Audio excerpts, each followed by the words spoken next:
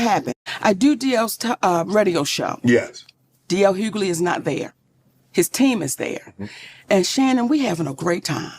I mean, baby, we having a great time. We going forward, back and forth. When we get to the end of the show, they say, Monique, you want to play a game? Well, I want to play. I said, sure, sugar. Let's play a game. And it's a game called Would You Rather. Oh. Okay? Now. Monique, you should have said, I'm too old for this game. Wait a minute. We're having fun, baby. Right? We're having a good time, Shannon. Okay. Would you rather your husband sleep with Lee Daniels with a condom or Corinne Steffens without one? Really, Monique? Now, as y'all are watching right now who haven't heard this story, y'all going, they doing the same thing in the studio. They going, okay. That is exactly what happened. Now, the sister, and her name is Jasmine, how could you ask another sister that?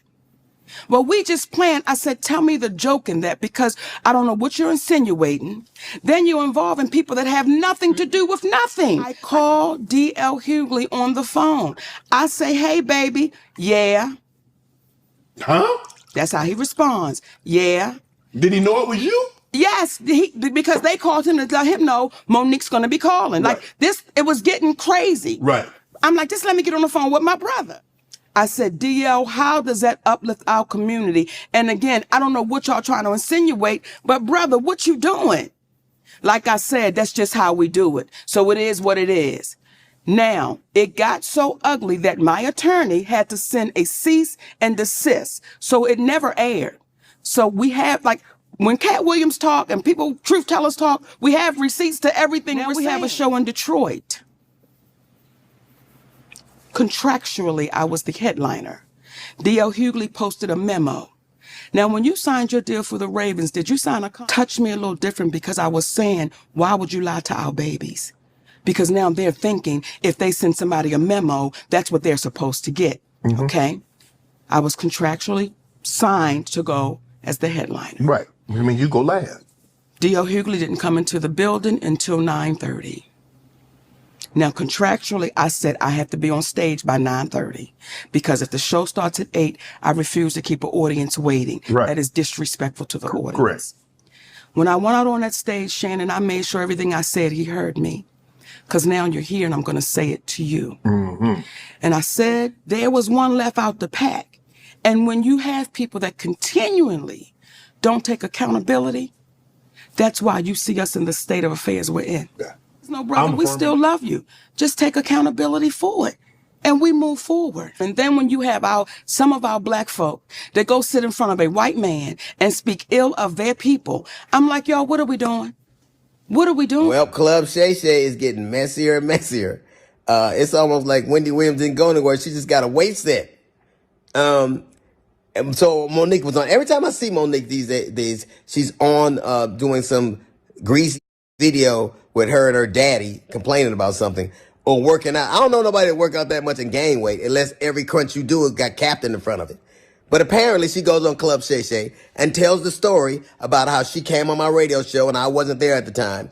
And my co-host Jasmine Sanders played a game that we played all the time with everybody called Would You Rather. She apparently was so offended by that she says she got off. She called me. Monique did, and she said I was very dismissive, like, Monique's a liar. When Monique did call me, I heard her complaints. I listened to her and I pulled the segment. So if I had been as dismissive as she alleges I was, that segment would have aired. It didn't because I respected her wishes. She's a liar. It's also befuddles the shit out of me how somebody who as a comedian talks as much everybody else as she does, she has the temerity to be offended about anything as much you say about people. Then she encouraged everybody, allegedly it stems from the fact that I used to always talk about her on video after video, and she encouraged her sweet babies to look at the video and find them. Do that. Do exactly what she says. And you know what you're not going to find? You're not going to find any evidence of that because Monique is a liar. She's lying about that. But what you will find is Monique talking about some alleged contract dispute we had. Look at the ticket. It says D.L. Hughley, then Monique. She knows the story. But what she did in response to that, she talked about my dog, my wife. This broad even brought out my daughter's personal trauma. My daughter was molested, and Monique bought that and told the world that I allowed my daughter to be raped in front of me. The lying mother.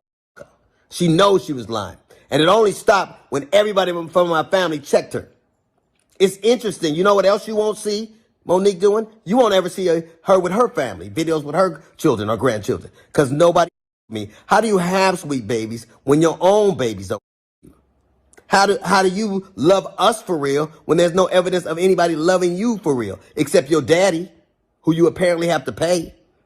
And FYI, daughters are paid for by daddies, not daddies who get paid by their daughters. You know what else you won't see Monique doing? Telling jokes. Monique, if she'd have spent as much time actually writing jokes and writing her Netflix special as she did complaining about not having one, it wouldn't have been trash. It got the worst reviews of any Netflix special in history, because that's what Monique does.